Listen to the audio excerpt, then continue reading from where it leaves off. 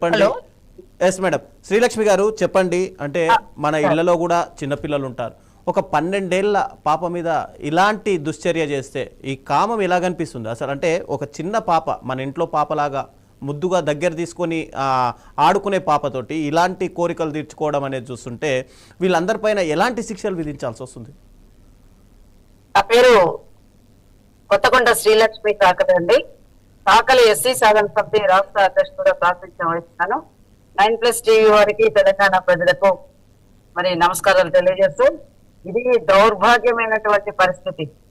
12 ఏళ్ల ఒక చిన్నారి పైన ఇట్లా అత్యాచారం చేసి తన తప్పుని కప్పిపుచ్చుకునేందుకు ఆ పాపని చంపే ప్రయత్నం చేశారు. ఇది దుర్మార్గమైనటువంటి చర్య. సాధించుకున్న తెలంగాణలో కూడా ఇలా జరగడం దౌర్భాగ్యం. ముఖ్యంగా మేము చెప్పదలుచుకుంది ఏంటంటే, ఇలాంటి చర్యలు మళ్ళా జరగకుండా ఆ నిందితుడిని, ఆ దుర్మార్గుడిని, ఆ నీచుడిని ఇమీడియట్ గా కాల్చిపారేయాలి. మళ్ళా పునరావృతం కాకుండా ఉండాలంటే ఇంత నీచానికి దిగజారినటువంటి ఆ గౌస్ పాషా గారిని నడి రోడ్డు మీద కాల్చిపారేస్తారు. ఎందుకంటే ఇక్కడ తెలంగాణ రాష్ట్రంలో లా అండ్ ఆర్డర్ సమస్య బాగా ఉంది.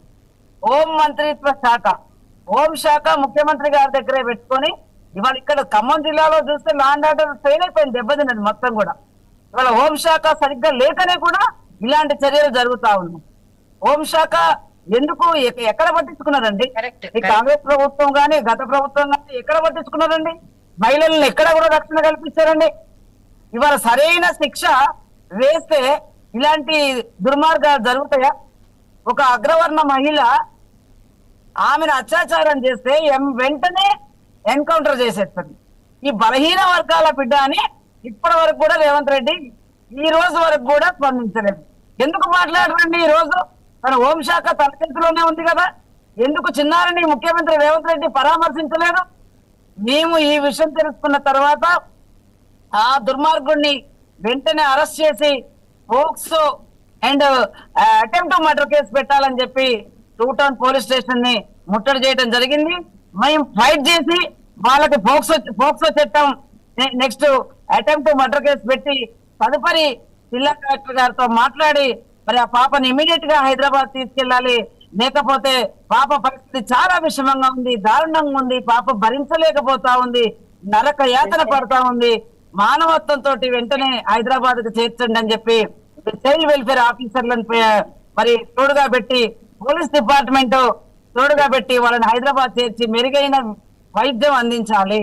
ఆ కుటుంబానికి మీరేదో 5 లక్షలు 4 లక్షలు కాదు, మొత్తం 1 కోటి రూపాయలు ఆ కుటుంబానికి నష్టపరిహారం చెల్లించాలి, ఒక ఉద్యోగం ఇవ్వాలి, ఇందిరమ్మ ఇల్లు ఇవ్వాలి. ఆ పాపకు నయమయ్యేంత వరకు మేము ఇక్కడ ఖమ్మంలో అరెస్టేషన్ తర్వాత మేము నిమ్స్ కూడా వెళ్ళాం. నిమ్స్ కూడా వెళ్ళి పరామర్శించాం. డాక్టర్స్ ఏం చెప్తున్నారంటే, ఆ పాప కూర్చోకపోతే గుండెకు కూడా ప్రమాదము, నడుములకు మరి ఆ వెన్నుపూస దగ్గర స్క్రూలు వేసి పాపని ఫస్ట్ కూర్చోబెట్టే ప్రయత్నం మేము చేస్తాం. మరి చేతులు బాగా నజ్జు అయిపోయినాయి, ఆ చేతులను కూడా లాగి మేము సిమెంట్ కట్టేయడం జరిగింది. చాలా టైం పడుతుందని చెప్పడం జరిగింది డాక్టర్స్ కూడా. మరి తర్వాత పాప కోలుకున్నా కూడా వీల్ చైర్లోనే బ్రతికే పరిస్థితి ఉన్నదని కూడా మరి డాక్టర్స్ చెప్తున్నటువంటి సందర్భం. ఖమ్మంలో కూడా అదే విధంగా చెప్పారు. ఏది ఏమైనా సరే ప్రభుత్వము ఇంకా నిర్లక్ష్యం వహిస్తుంది. మేము గత వారం రోజుల నుంచి కూడా మాట్లాడుతున్నాం. రాజకీయ పార్టీ నాయకులు గాని, ప్రజా సంఘాలు గాని, ఎందుకండి ప్రజా సంఘాలు రోడ్డు మీదకి వచ్చి మాట్లాడతలేరు? ఎందుకని చిన్నారిని ఇంత దారుణంగా మరి అత్యాచారం చేసి డావా మీద కింద పడేసి ఈ రోజు నరక యాతన గురి చేస్తుంటే ఈ రాష్ట్రంలో ఉన్న ప్రజా సంఘాలు స్పందించాలని సవినయంగా కోరుతా ఉన్నాం. ప్రతి ఒక్క తెలంగాణ బిడ్డ రోడ్డెక్కాలని చెప్పి రాజకీయాలకు అతీతంగా ఖండించాలి. ఆ గౌస్ పాషా గారిని వెంటనే ఎన్కౌంటర్ చేస్తారా, ఉరి తీస్తారా? ఇది మెయిన్ అనమాట. వాడిని ఎన్కౌంటర్ చేయాలి, లేదంటే ఉరి తీయాలి. శ్రీలక్ష్మి గారు, అంటే కఠిన చట్టాలు ఉన్నప్పటికీ కూడా ఎందుకు ఇలాంటి ఘటనలు పునరావృతం అవుతూనే ఉన్నాయి? దీనికి ప్రభుత్వాలు ఎలా చేయాలి? ఎందుకంటే కఠిన చట్టాలు ఉన్నప్పటికీ కూడా దీని వెనక రాజకీయ నాయకులు తయారవుతారు. వాడిని దుర్మార్గుని కాపాడే ప్రయత్నాలు చేసుకుంటారు. ప్రభుత్వము సరిగ్గా యాక్షన్ తీసుకోకపోవడం కారణమవుతుంది. ప్రభుత్వాలు సరిగ్గా ఆ యొక్క చట్టాన్ని మేము అడిగాం టూటార్ పోలీస్ స్టేషన్ వాళ్ళని. పోక్సో పెట్టారు. ఆ పోక్సోలో కూడా 2-3 రకాలు ఉన్నాయంట సెక్షన్స్. మరి ఏ రకమైన సెక్షన్స్ పెట్టారు? వాడు ఒక 3 నెలల్లో బయటకు వచ్చే సెక్షన్ పెట్టారా, సంవత్సరంలో బయటకు వచ్చే సెక్షన్ పెట్టారా, లేకపోతే సీరియస్ గా జీవిత కాలం మొత్తం కూడా యావజ్జీవ కారాగార మరి వాడు బందీలో ఉంటట్టుగా కారాగారంలో ఉంటట్టుగా పెట్టారా? ఏ రకమైన సెక్షన్స్ పెట్టారంటే మాకు ఎఫ్ఐఆర్ కాపీలు ఇవ్వరు. మేము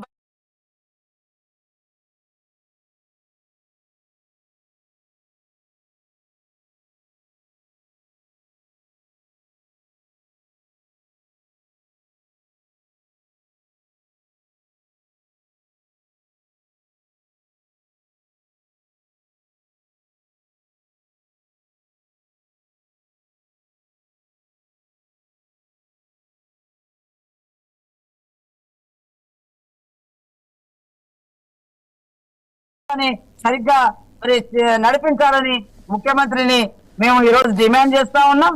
అదే క్రమంలో మేము నిమ్స్ హాస్పిటల్కు రాజకీయ నాయకులు మరి ప్రజాప్రతినిధులు రావాలి, ఆ బిడ్డకు అండగా ఉండాలని చెప్పి గొంతెత్తి వారం రోజులుగా మొత్తుకుంటున్నాం. మా పోరాటాల ఫలితంగా ఈ రోజు ఒక్కొక్కరు నిలిచిదారి పట్టారు. రాజకీయ పార్టీలు కావచ్చు, ఈ రోజు ప్రజాప్రతినిధులు కావచ్చు, ఒక్కొక్కరు ఇప్పుడు నిలిచిదారి పట్టారు. మేమేమంటున్నాం అంటే మీరిచ్చే 5 లక్షలు 3 లక్షలతో పరిష్కారం కాదు. ఖచ్చితంగా పాపకు నయమయ్యేంత వరకు పాపని లేచి నడిపించే బాధ్యత కూడా ప్రభుత్వంది. పాపకు ఏమైనా జరిగినా కూడా ఈ రాష్ట్ర ప్రభుత్వాన్ని మేము వదిలిపెట్టాం. ఎస్ శ్రీలక్ష్మి గారు, ఒక్కసారి మనం క్రైమ్ బ్యూరో రికార్డ్స్ ప్రకారం అంటే 2025 సంవత్సరానికి సంబంధించినటువంటి నివేదికలను ఒక్కసారి చూస్తే కనుక తెలంగాణలో ఫోక్సో చట్టం కింద దాదాపుగా ఇవి 2025లో 2800 కేసులు నమోదాయి. అంతకుముందు అంటే 2024తో పోల్చుకుంటే కనుక ఇప్పుడు ఈసారి 10% కేసులు ఎక్కువ పెరిగాయి. ముఖ్యంగా చూసుకుంటే కనుక మన తెలంగాణ రాష్ట్రంలో 11%.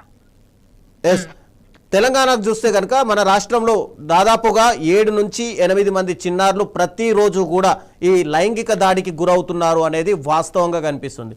అంటే రాష్ట్రంలో చూసుకుంటే 7-8 మంది పైన రోజు అఘాయిత్యాలు జరుగుతుంటే ప్రభుత్వము ఎందుకు అంటే ఇందులో ఇంకొక విషయం మనం చూసుకుంటే కనుక ఫోక్సో కేసుల్లో ఈ శిక్షల రేటు ఆ రాష్ట్రంలో ఎక్కువ, అత్యంత దయనీయంగా అంటే కేవలం 20 నుంచి 25% మధ్యలోనే ఉంటుందని చెప్పి కూడా న్యాయ నిపుణులు విశ్లేషిస్తున్నారు. ప్రతి 100 కేసుల్లో 75 కేసుల్లో నిందితులందరూ కూడా నిర్దోషులుగా కాలర్ ఎగరేసుకుంటూ మరి బయట తిరుగుతున్నారు అని చెప్పి క్రైమ్ బ్యూరో రికార్డ్స్ చెప్తున్నాయి. అంటే ఇక్కడ 70% 75 కేసులు అంటే ప్రతి 100 కేసులు అంటే 75% కేసుల్లో నిందితులే శిక్ష పడట్లేదు. మరి ఇలాంటి కేసులు పెట్టడం వల్ల లాభం ఏంటి అంటే అఘాయిత్యాలు ఎవరు చేసినా మనం బయటికి వస్తాము, మనం ఏదో ఒక రాజకీయ నాయకుడు కాపాడుతాడు అనే ఉద్దేశమే ఇక్కడ స్పష్టంగా కనిపించట్లేదా? కనిపిస్తుంది. ప్రభుత్వం నిర్లక్ష్యం కాదా అని చెప్పి కూడా మేము అడుగుతున్నాం. అది రాష్ట్ర ప్రభుత్వాల నిర్లక్ష్యం కాదా అని చెప్పి అడుగుతున్నాం.